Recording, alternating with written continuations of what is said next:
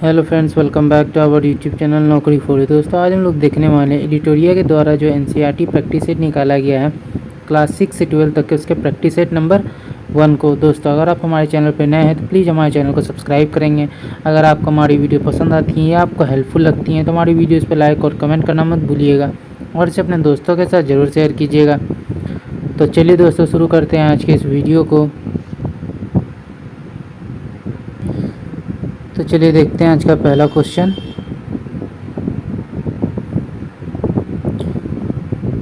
तो पहला क्वेश्चन है, कथक नृत्य भारत के किस भाग से संबंधित है? तो आंसर हो जाएगा ए, उत्तर भारत से।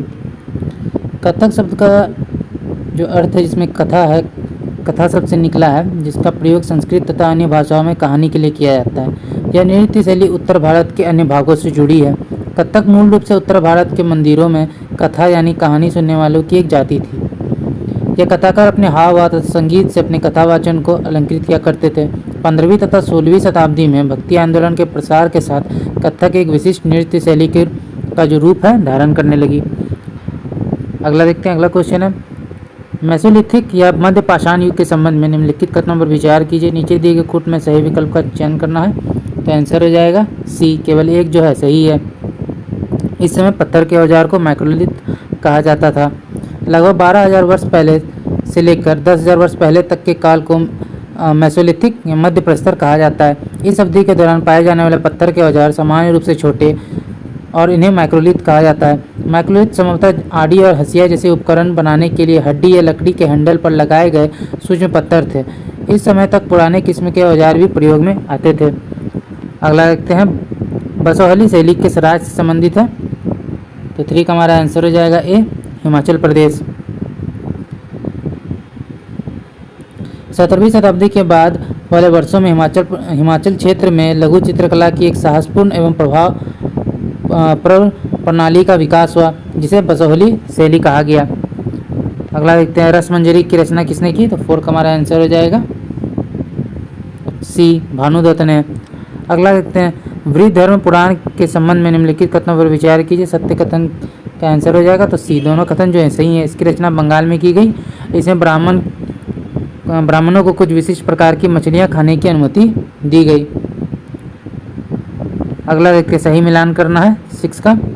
तो 6 का हमारा आंसर हो जाएगा बी, 2341 यानी फारुखसियार 1713 से 1719 के बीच, आलमगीर द्वितीय 1754 से 1759 के बीच, शाह आलम द्वितीय 1759 से 1806 के बीच और अहमद शाह 1748 से 1754 के बीच। मुगल काल में सवाई राजा जयसिंह को किस क्षेत्र की सूबेदारी मिली? तो 7 का हमारा आंसर हो जाएगा बी, मालवा की। मुगल काल में प्रभावशाली राजपूत घरानों ने गुजरात और मालवा के लाभदायक सूबों की सूबेदारी का दावा किया। जोधपुर के राजा अजीत सिंह को गुजरात की सूबेदारी और अंबर के सवाई राजा जयसिंह को मालवा की सूबेदारी मिली। 1722 में सवाई राजा जयसिंह को आगरा की सूबेदारी मिली। अगला देखते हैं, नवपाषाण काल के औजारों के संबंध में निम्नलिखित कथनों पर विचार कीजिए। नीचे दिए गए कोड में सही विकल्प का चयन करना है। तो आंसर हो जाएगा सी, दोनों कथन जो है सही हैं। औजार पॉलिश किए जाते थे। इस अवधि में ओखल और मुशल का उपयोग अनाज को पीसने के लिए किया जाता था। अगला देखते हैं, सिख जत्थों तथा मिसलों की संयुक्त सेना को क्या कहा जाता था? तो 9 का आंसर हो जाएगा सी, दल खालसा। 18वीं शताब्दी में कई योगी नेताओं के नेतृत्व में सिखों ने अपने आप को पहले जत्थों में और बाद में मिसलों में संगठित किया। इन जत्थों और मिसलों की संयुक्त सेनाएं दल खालसा कहलाती थी। अगला थे, सिखों की राखी व्यवस्था के अंतर्गत उपज का कितना प्रतिशत हिस्सा जो है संरक्षण के लिए लिया जाता था? तो 10 का हमारा आंसर हो जाएगा सी, 20%। 18वीं शताब्दी में दल खालसा बैसाखी और दिवाली के पर्वों पर अमृतसर में मिलता था। इन बैठकों में से सामूहिक निर्णय किए जाते थे, जिन्हें गुरुमत या गुरु के प्रस्ताव कहा जाता था। सिखों ने राखी व्यवस्था स्थापित की, जिसके अंतर्गत किसानों से उनकी उपज का 20% कर के रूप में लेकर बदले में उन्हें संरक्षण प्रदान किया जाता था। अगला देखते हैं, ऋग्वैदिक काल के दौरान प्रचलित व्यवस्था के बारे में सत्य कथन का चयन करना है। तो 11 का आंसर हो जाएगा डी, उपयुक्त में से कोई नहीं, सभी जो है गलत है। उत्तर वैदिक काल की सामाजिक स्थिति के बारे में निम्नलिखित कथनों पर विचार कीजिए। नीचे दिए गए कोड में सही विकल्प का चयन करना है। तो 12 का आंसर हो जाएगा सी, दोनों कथन जो है सही है। महिलाओं और शूद्रों दोनों वेदों का अध्ययन करने की अनुमति नहीं दी गई। अब वर्ण व्यवस्था जन्म के आधार पर तय की जाती थी। अगला है प्रशस्ति का अर्थ क्या है? 13 का हमारा आंसर हो जाएगा सी, प्रशंसा।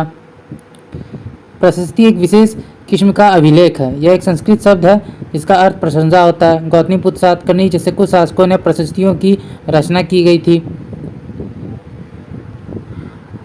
समुद्रगुप्त की नीतियों का वर्णन किसने किया था? तो 14 का हमारा आंसर हो जाएगा डी, हरिसेन। हरिसेन ने प्रयाग प्रशस्ति में दक्षिणापथ के शासकों की संख्या कितनी बताई?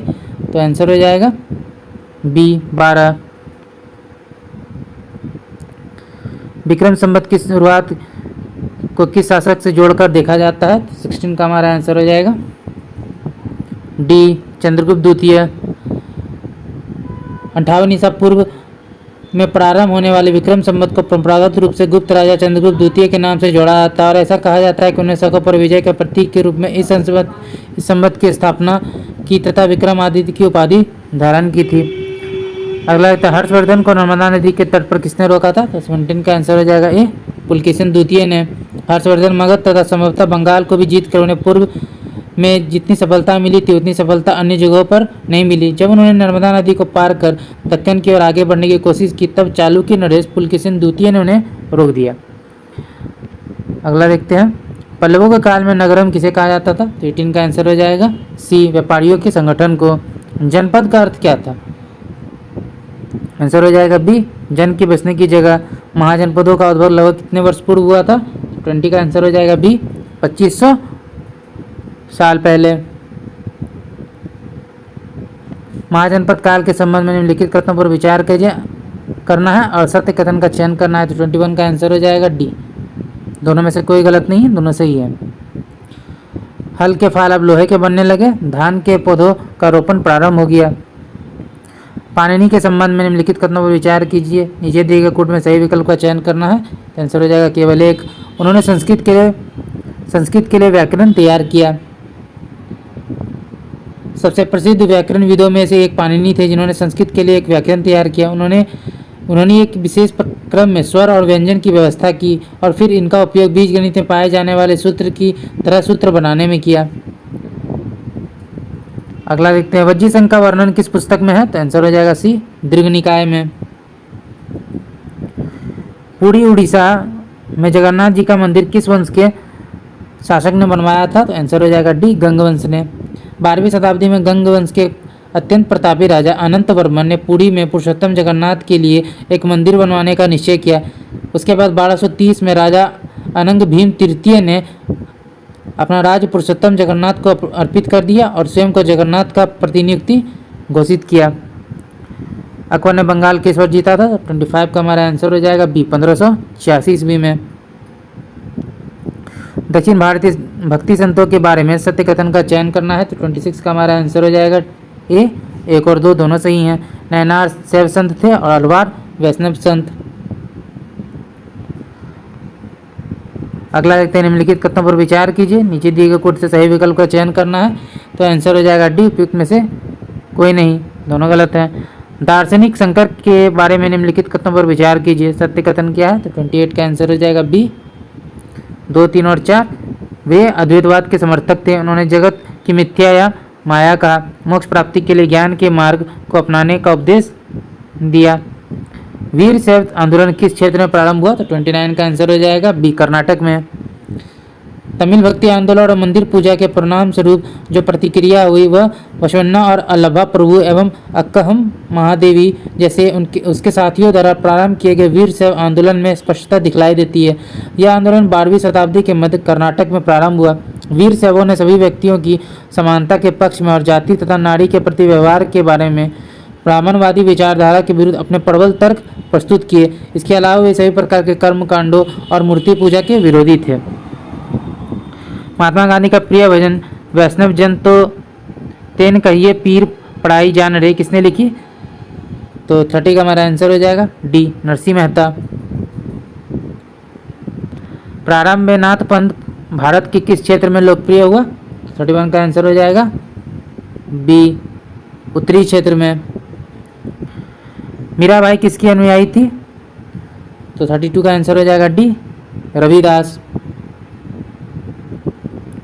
चोल काल में करों के संबंध में निम्नलिखित कथनों पर विचार कीजिए। नीचे दिए गए कोट से सही विकल्प का चयन करना है, तो 33 का आंसर हो जाएगा बी, केवल 2 सही है। कदमई एक भूराजस्व था। चोल काल स्थानीय स्वशासन के लिए प्रसिद्ध था। तमिलनाडु में शासन करने वाले चोलों के शिलालेखों में विभिन्न प्रकार के करों के लिए 400 से अधिक शब्द हैं। सबसे अधिक उल्लेखित कर वेट्टी है, जो नकद में नहीं बल्कि जबरन मजदूरी के रूप में लिया जाता था, और कदमई भूराजस्व के रूप में लिया जाता था। कबीर का जन्म किस परिवार में हुआ, तो 34 का आंसर हो जाएगा बी, जुलाहा। लंगर व्यवस्था की शुरुआत किसने की, तो आंसर हो जाएगा ए, गुरु नानक ने। संस्कृत व्याकरण की रचना किसने की, तो 36 का आंसर हो जाएगा सी, पाणिनि। स्वामी महावीर ने अपनी शिक्षा किस भाषा में दी थी, तो आंसर हो जाएगा सी, प्राकृत। स्वामी महावीर ने अपनी शिक्षा प्राकृत भाषा में दी थी। यही कारण है कि साधारण जन भी उनके तथा उनके अनुयायियों की शिक्षाओं को समझ सके। अगला देखते हैं, जैन धर्म के संदर्भ में निम्नलिखित कथनों पर विचार कीजिए। उपयुक्त कथनों में कौन से कथन सही है, आंसर होगा सी, 1 और 2 दोनों। मुख्यतः व्यापारियों ने जैन धर्म का समर्थन किया। साधारणतः किसान वर्ग के लोगों ने जैन धर्म को स्वीकार नहीं किया। संघ में रहने वाले बौद्ध भिक्षुओं के लिए बनाए गए नियमों का संकलन किस ग्रंथ में मिलता है, तो आंसर हो जाएगा डी, विनय पिटक में। निम्नलिखित में कौन सा कथन बौद्ध संघ के संदर्भ में सही नहीं है, तो 40 का आंसर हो जाएगा डी, ये गलत है। संघ के पुरुषों और स्त्रियों के रहने के लिए अलग व्यवस्था थी। सभी व्यक्ति संघ में प्रवेश ले सकते थे। संघ में प्रवेश के लिए बच्चों को अपने माता पिता से अनुमति लेनी होती थी। ये तीनों कथन जो है सही है। महायान के संबंध में निम्नलिखित कथनों पर विचार कीजिए। सत्य कथन का चयन करना है, तो आंसर होगा सी, 1 और 2 दोनों। यह बौद्ध धर्म से संबंधित थे। इन्होंने बौद्ध धर्म में मूर्ति पूजा को बढ़ावा दिया। महायान की मुख्य विशेषता यह थी कि मूर्तियों में बुद्ध की उपस्थिति सिर्फ कुछ संकेतों के माध्यम से दर्शाई जाती थी। मिसाल के तौर पर उनकी निर्वाण प्राप्ति को पीपल के पेड़ की मूर्ति द्वारा दर्शाया जाता था। अब बुद्ध की प्रतिमाएं बनाई जाने लगी। इनमें से अधिकांश मथुरा में तो कुछ तक्षशिला में बनाई जाने लगी। अगला देखते हैं, बोधिसत्व के संबंध में निम्नलिखित कथनों पर विचार कीजिए। सत्य कथन का चयन करना है, तो आंसर हो जाएगा इसका आंसर हो जाएगा बी, 2 और 3 सही हैं। बोधिसत्व की पूजा काफ़ी लोकप्रिय थी। तो भारत के बाहर जापान, चीन एवं दक्षिण कोरिया में काफ़ी लोकप्रिय हुए। भारत की यात्रा पाए निम्नलिखित चीनी बौद्ध तीर्थयात्रियों का काल क्रम के अनुसार सही जो है क्रम चुनना है, तो 43 का आंसर हो जाएगा बी, फाशियन, फायान, हेनसांग, फिरित सिंह।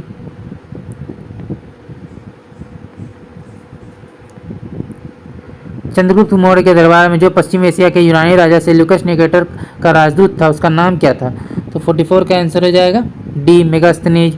निम्नलिखित में कौन भारत में आए विदेशी आक्रमणकारियों का सही क्रम है, तो 45 का हमारा आंसर हो जाएगा सी, हिंद, यवन, शक, हिंद पार्थियन, फिर कुषाण।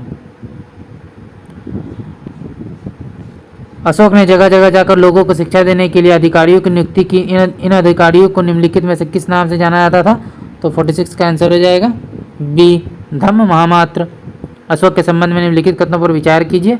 उपयुक्त कथनों में से कौन सा कथन जो है सही है, तो 47 का आंसर हो जाएगा सी, 1 और 3। अशोक ऐसा पहला शासक था जिसके अभिलेखों द्वारा जनता तक अपने संदेश पहुंचाने की कोशिश की।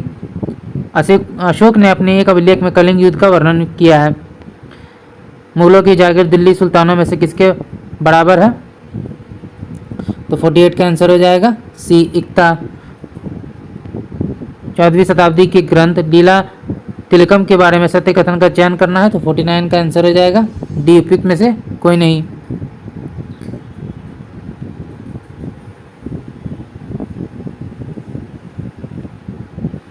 अगला देखते हैं, निम्नलिखित में से किन स्थानों पर अशोक के शिलालेख प्राप्त हुए हैं, तो 50 का हमारा आंसर हो जाएगा डी, उपयुक्त सभी जगह पे। कंधार, ब्रह्मगिरी, जौगढ़, गिरनार, लुम्बिनी। अशोक ने धम्म के विचारों को प्रसारित करने के लिए अपने राजदूत को निम्न में से कहाँ भेजा था, 51 का आंसर हो जाएगा डी, उपयुक्त सभी जगह। मिस्र, सीरिया, श्रीलंका। अगला देखते हैं, मौर्य साम्राज्य में अक्सर राजकुमारों को कौन सा पद दिया जाता था, तो आंसर हो जाएगा ए, राज्यपाल, गवर्नर। भारत को उपमहाद्वीप कहा जाता है क्योंकि, तो 53 का आंसर हो जाएगा सी, बड़े आकार के कारण, समुद्रों, पहाड़ियों तथा पर्वतों से भटे होने के कारण। महाजनपद काल में अनाज रखने के लिए किस पात्र का उपयोग किया जाता था? तो 54 का आंसर हो जाएगा डी, चित्रित धूषण मृद भांड। पांडुलिपियों का क्या महत्व है? 55 का आंसर हो जाएगा डी, चारों। प्राचीन ज्ञान विज्ञान की बातों की चर्चा, राजाओं के जीवन की चर्चा की प्राप्ति, धार्मिक मान्यताओं व व्यवहार की चर्चा, स्तंभ लेखों के अध्ययन में निम्नलिखित में कौन कुषाणों की दूसरी राजधानी रही? तो 56 का आंसर हो जाएगा सी, मथुरा। कनिष्क कुषाण साम्राज्य का सबसे शक्तिशाली शासक था। उसके साम्राज्य की राजधानी पुरुषपुर या पेशावर थी। लगभग 2000 वर्ष पूर्व मथुरा कुषाणों की दूसरी राजधानी बनी। मथुरा जो है एक धार्मिक केंद्र भी रहा। यहाँ बौद्ध विहार और जैन मंदिर हैं। यह कृष्ण भक्ति का एक महत्वपूर्ण केंद्र था। अरिकमाडू नामक प्राचीन पत्थर निम्नलिखित में से कहाँ स्थित है? आंसर हो जाएगा डी, पुदुचेरी। जातक कथाओं का संकलन निम्नलिखित में से किसके द्वारा किया गया? आंसर हो जाएगा ए, बौद्ध अनुयायियों द्वारा। दक्षिण भारत तमिल क्षेत्र में बड़ी भूस्वामियों को क्या कहा जाता था? तो 59 का आंसर हो जाएगा डी, वेल्ला। वेललाल वेललाल कृषि जमींदारों का एक विशिष्ट वर्ग था जिसने संगम युग के दौरान प्रचलित तमिल व्यवस्था के अभिजात वर्ग का गठन किया। दक्षिण भारत के तमिल क्षेत्रों में बड़ी भूस्वामियों को वेलेला, साधारण हलवाहों को उनवार और भूमिहीन मजदूर को दास, केडिसियर और आदिमई कहलाते थे। अगला देखते हैं। अफगानिस्तान से प्राप्त होने वाले कंधार अभिलेख के संबंध में निम्नलिखित कथनों पर विचार कीजिए। सत्य कथन का चयन करना है तो आंसर हो जाएगा ए, केवल एक जो है सही है। अभिलेख पर अशोक शासक का आदेश उत्कीर्ण करवाया गया। प्राकृतिक स्रोतों के संबंध में निम्नलिखित में कौन सी चीज़ें शामिल होती हैं? आंसर हो जाएगा सी, अभिलेख, मिट्टी के बर्तन, जानवरों की हड्डियाँ, धातु, औजार, आभूषण, ये सभी। प्रारंभिक मानव आखेटक खाद्य संग्राहक के रूप में एक जगह से दूसरी जगह क्यों घूमते थे? तो 62 का आंसर हो जाएगा डी, एक जगह रुकने के कारण वहाँ के फल, वृक्ष तथा जानवरों को खाकर समाप्त कर देते थे। शिकार ढूंढने के कारण, मवेशी का चारा ढूंढने के लिए, मौसम बदलने के कारण। आहत सिक्के के संदर्भ में निम्नलिखित कथनों पर विचार कीजिए। उपयुक्त कथनों में से कौन सा कथन गलत है? तो 63 का आंसर हो जाएगा बी, बी जो है 2 नंबर गलत है। आहत सिक्के सामान्यतः आयताकार, वर्गाकार या गोलाकार होते थे। यह सिक्के चांदी या तांबे के विभिन्न आकृतियों के होते थे। मथुरा के अभिलेखों में निम्न से किनका उल्लेख मिलता है? तो 64 का आंसर हो जाएगा डी, उपयुक्त सभी का, सुनारों का, लोहार एवं बुनकरों का, टोकरी एवं माला बनाने वालों का। संगमकालीन व्यापार के संदर्भ में निम्नलिखित में कौन सा कथन सही नहीं है? तो आंसर हो जाएगा ए, ये गलत है। दक्षिण भारत सोना, मसाले, खासतौर पर काली मिर्च तथा कीमती पत्थरों के लिए प्रसिद्ध था। दक्षिण भारत से रोम से व्यापार के प्रमाण स्वरूप अनेक रोमन सोने के सिक्के मिले हैं। बुद्ध के जीवन, बुद्ध चरित्र के रचनाकार निम्नलिखित में से कौन थे? अश्वघोष। बौद्ध धर्म के प्रसार के संदर्भ में निम्नलिखित कथनों पर विचार कीजिए। उपयुक्त कथनों में कौन सा कथन सही है? आंसर हो जाएगा सी, 1 और 2 दोनों। बौद्ध धर्म दक्षिण पूर्व की ओर श्रीलंका, म्यांमार, थाईलैंड तथा इंडोनेशिया सहित दक्षिण पूर्व एशिया के अन्य भागों में भी फैला।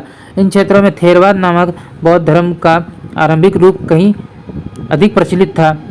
प्रायः स्तूपों के चारों ओर परिक्रमा करने के लिए एक वृत्ताकार पथ होता है जो क्या कहलाता था? आंसर हो जाएगा बी, प्रदक्षिणा। प्रदक्षिणा।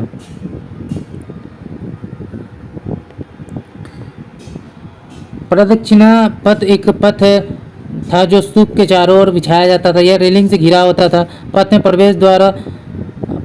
जो है प्रवेश द्वारों से होता था।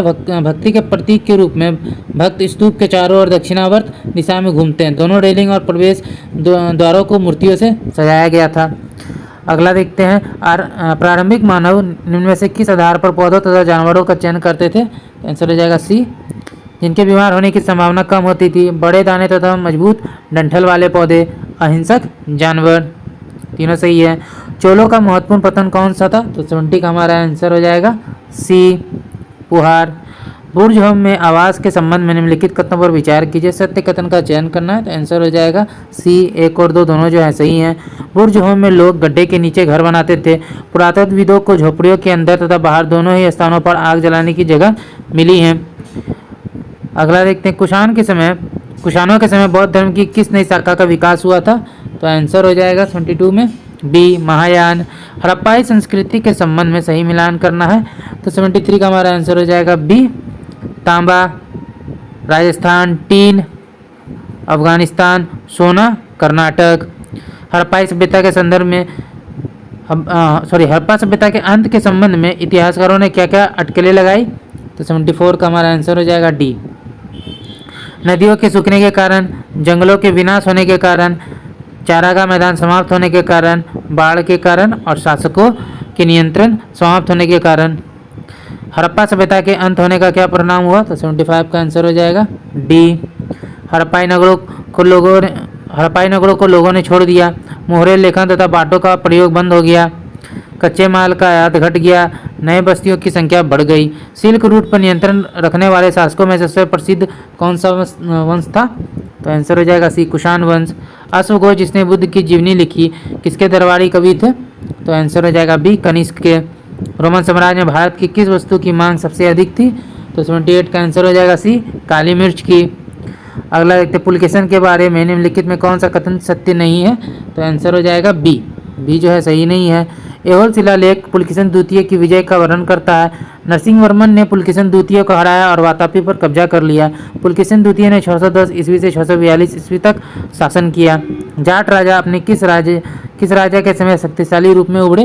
तो 80 का हमारा आंसर हो जाएगा बी, सूरजमल। 16वें वित्त आयोग के चेयरमैन नियुक्त किए गए। तो 81 का आंसर हो जाएगा बी, अरविंद पनगड़िया।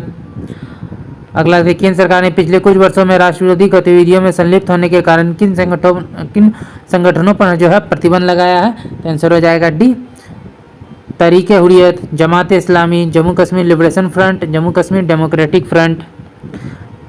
किसे हाल ही में एम एस स्वामीनाथन पुरस्कार से सम्मानित किया गया है? तो आंसर हो जाएगा सी, बी आर कंबोज।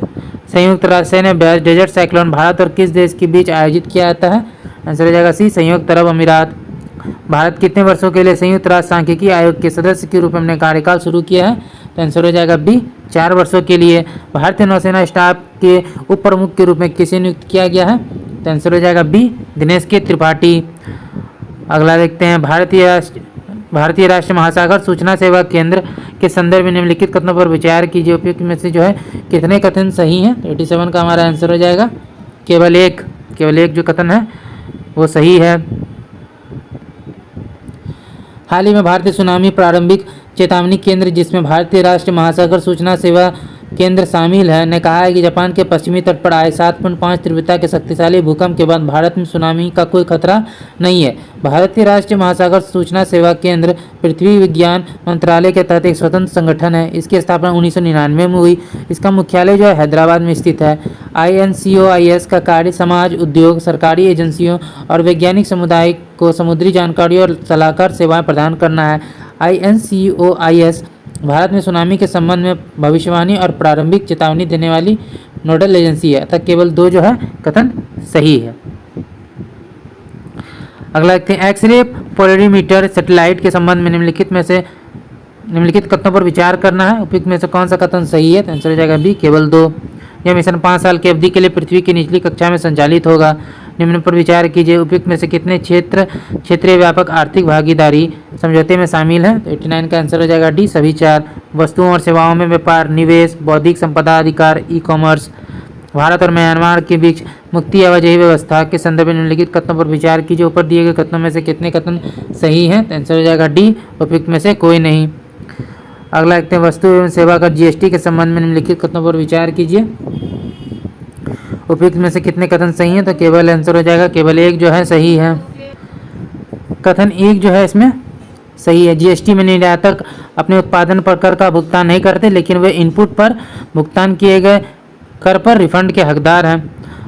अगला निम्नलिखित में कौन अंतर्राष्ट्रीय संगठन वैश्विक परमाणु आदेश का अनुपालन सुनिश्चित करने के लिए परमाणु गतिविधियों की निगरानी और विनियमन में महत्वपूर्ण भूमिका निभाते हैं? तो 92 का आंसर हो जाएगा ए, अंतर्राष्ट्रीय परमाणु ऊर्जा एजेंसी IAEA।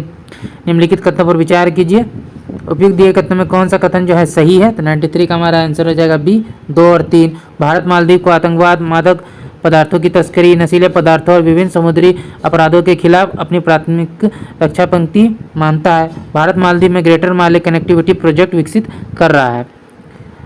अगला देखते हैं, भारत और पाकिस्तान ने हाल ही में एक द्विपक्षीय समझौते के तहत परमाणु प्रतिष्ठानों की सूची का आदान प्रदान किया है। इस संधि के संदर्भ में निम्नलिखित में कौन सा कथन सही है? तो आंसर हो जाएगा डी, ना तो एक ना ही दो, दोनों कथन जो है सही है। हाल ही में किस राज्य में हर जिले में ड्रोन पुलिस यूनिट की स्थापना होगी? तो आंसर हो जाएगा सी, बिहार में। मिशन सुरक्षा का मुख्य उद्देश्य दियारा एवं पहाड़ी क्षेत्रों में होने वाले अवैध कारोबार जैसे शराब निर्माण, अवैध आग्नेयास्त्र निर्माण, अफीम की खेती आदि अपराध नियंत्रण एवं साथ ही यातायात नियंत्रण एवं विधि व्यवस्था बनाए रखने में है। अगला है, नेपाल में आयोजित Indo Nepal international tennis ball championship में किसने खिताब पर कब्जा जमाया है? आंसर हो जाएगा सी, बिहार ने। मिशन इन्वेस्टिगेशन @75 किस राज्य द्वारा लॉन्च किया गया जिसका उद्देश्य 75 दिनों में सभी FIR की जांच पूरी करनी है? तो 97 का आंसर हो जाएगा ए, बिहार। सड़क हादसों में 2022 में बिहार का कौन सा स्थान है? तो आंसर हो जाएगा सी, 13वां। केंद्र सरकार ने पृथ्वी विज्ञान योजना के लिए कितने करोड़ रुपए आवंटित किए हैं? तो आंसर हो जाएगा बी, 4797 करोड़। भारत का पहला पनडुब्बी पर्यटन किस राज्य में शुरू किया जाएगा? तो आंसर हो जाएगा सी, गुजरात में। तो दोस्तों आज का वीडियो यहीं तक था। आशा करते हैं वीडियो आपको पसंद आया होगा। अगर आपने वीडियो को यहाँ तक देखा और अभी तक हमारे चैनल को सब्सक्राइब नहीं किया तो प्लीज़ हमारे चैनल को सब्सक्राइब करेंगे। अगर आपको हमारी वीडियो पसंद आई या आपको हेल्पफुल लगी तो इसे अपने दोस्तों के साथ भी जरूर शेयर कीजिएगा। तो चलिए फिर मिलते हैं एक मज़ेदार वीडियो के साथ। जय हिंद।